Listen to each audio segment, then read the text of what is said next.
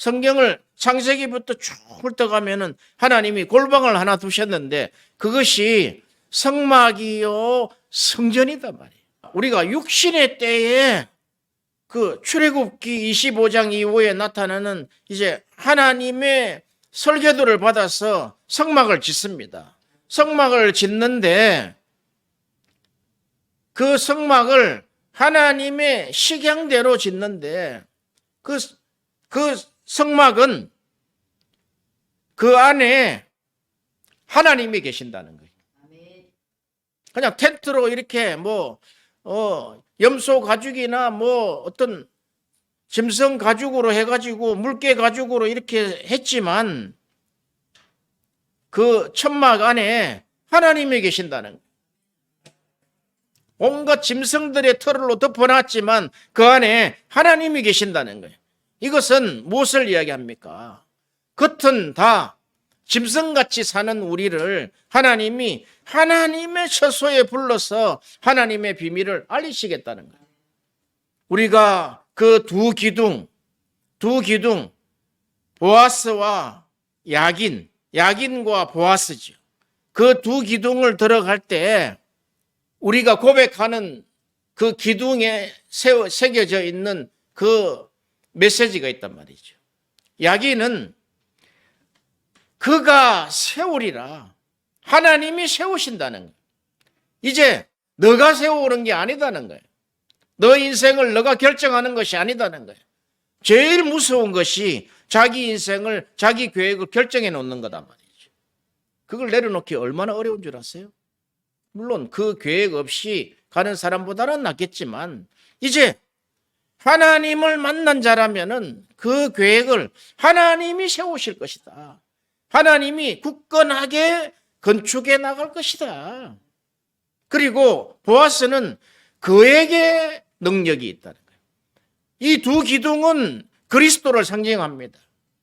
그리스도에게 능력이 있으며 그 장수 누군가 우리 주 예수 그리스도 엄청난 온 천하를 다 이길 수 있는 우주 만물의 가장 위대한 장수 예수 그리스도 그분에게 능력이 있다는 거예요.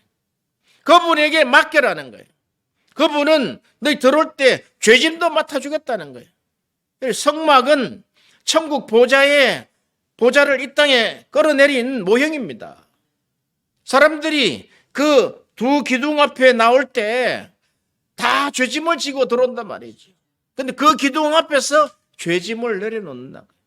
내가 세우리라. 내가 나에게 능력이 있다. 이제 모든 죄짐을 풀고 이 문을 들어갈 때, 양의 문으로 들어갈 때 너희가 이제 들어가면서 꼴을 먹고 나오면서 꼴을 먹는 이 구원이 너희에게 임할 것이다. 할렐루야. 이 성막의 두 기둥은 죄 있는 자만 들어올 수가 있어요. 죄짐을 지고 와서 여기서 벗어놓는 거예요.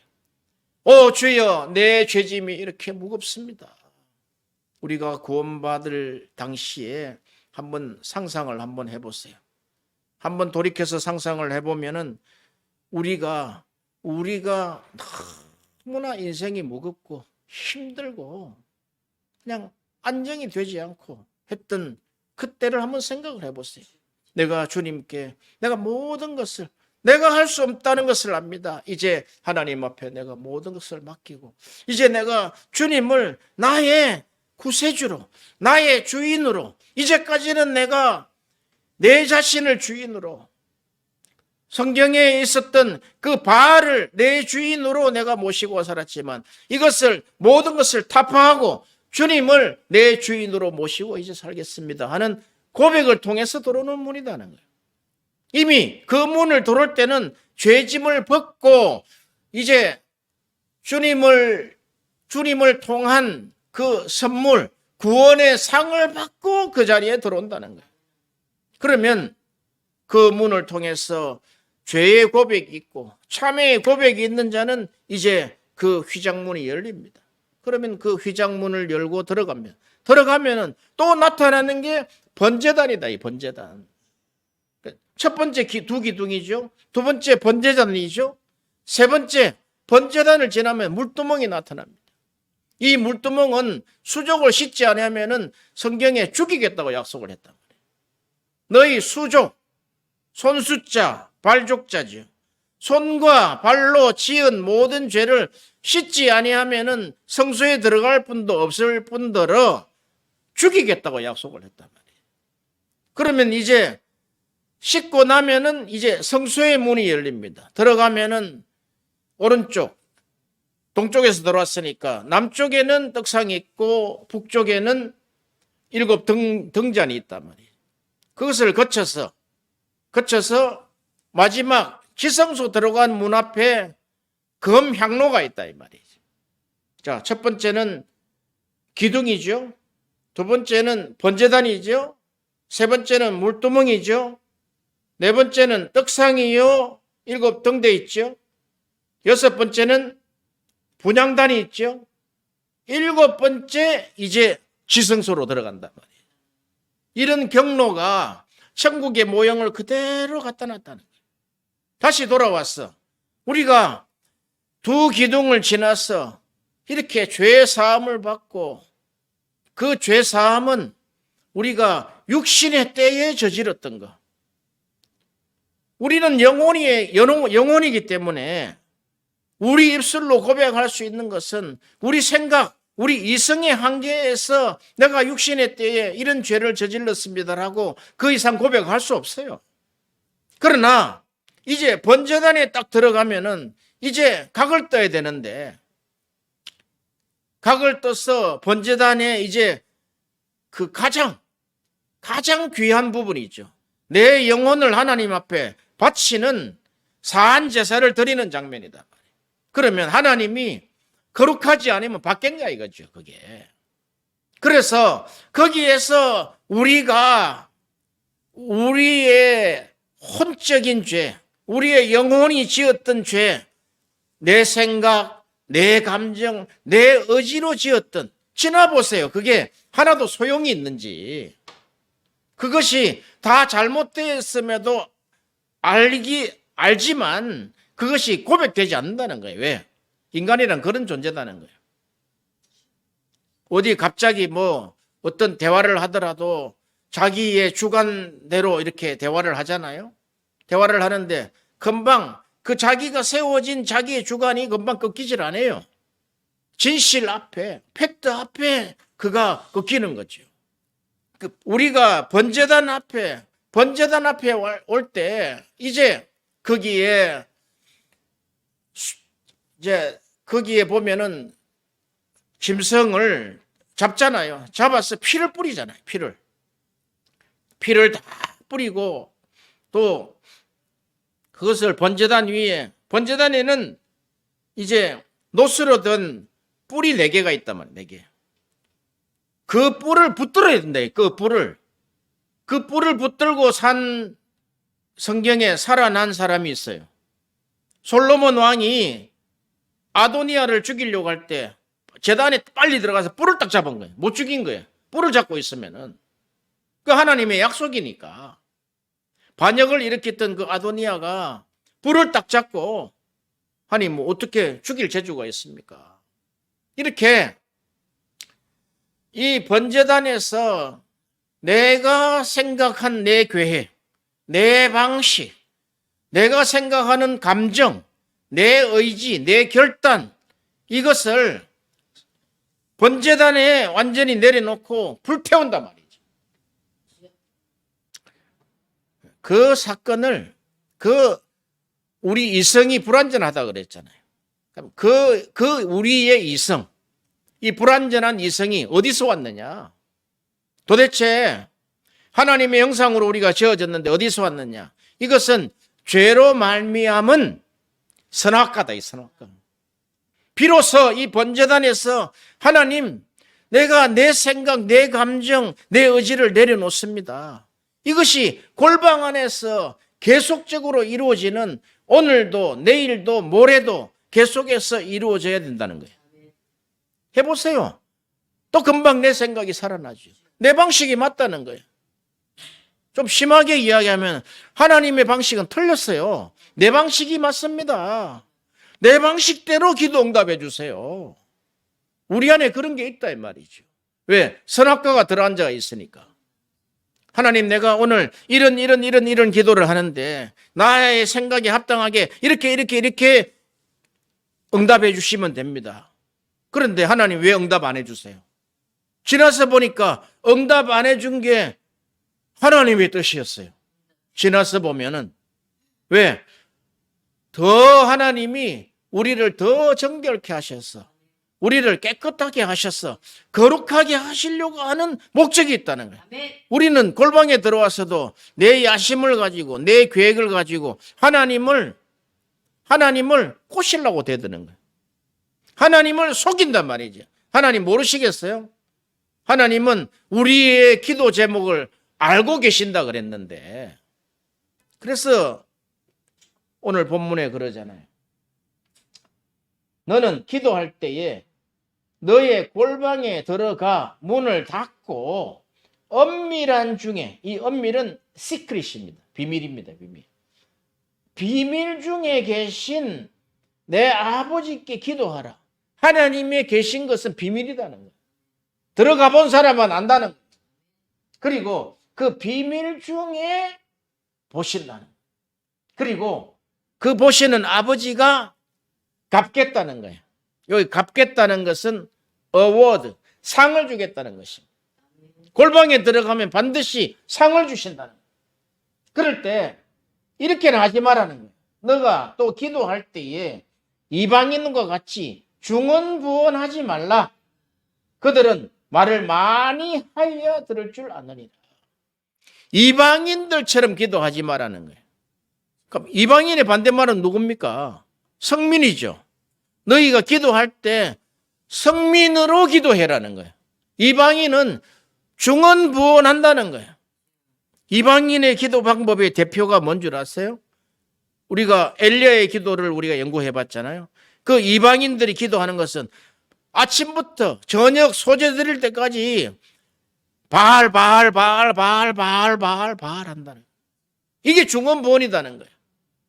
바알이 우리에게 무엇을 해줍니까? 그래서 이런 이방인과 같은 중언부언하는 기도를 하지 말라는 거예요. 왜? 하나님이 다 아시니까. 그러면 우리가 여기서 한 가지의 의문을 가지게 됩니다. 그러므로 중언부언하는 그들을 본받지 말라. 구하기 전에 너희에게 있어야 할 것을 하나님께서 아시느니라. 그럼 기도 안 해도 됩니까? 여기 비밀이라는 거예요. 그래도 너희가 구하여야 할 것이다. 에스겔서에 보면은 그 기도의 비밀이 있는데, 이스라엘 백성들이 완전히 망해서 포로 가운데 아무런 희망이 없는 그런 상황에서 살아갑니다.